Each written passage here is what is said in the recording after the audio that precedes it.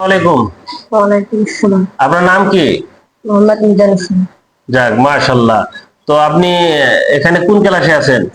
একজন যাক, আপনি বড় হলে আপনার স্বপ্নটা কি? ভালো হাফেজ।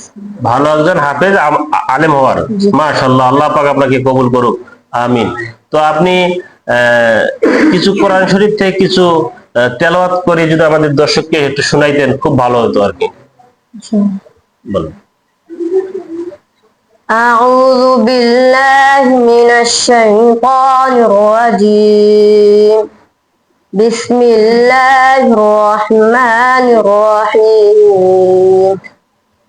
فكان عاقبتهما أنهما في النار خالدين فيها وذلك جزاء الظالمين. يا أيها الذين آمنوا اتقوا الله ولتنظر نفس ما قدمت لغد واتقوا الله إن الله خبير بما تعملون. صدق الله العظيم.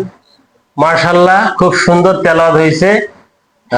যাক, আমরা দোয়া করি আল্লাহ পাক যেন ওনাকে একজন হক্কানি আলেম হিসাবে, একজন ভালো হাফেজ হিসাবে আল্লাহ পাক যেন কবুল করেন। আমিন।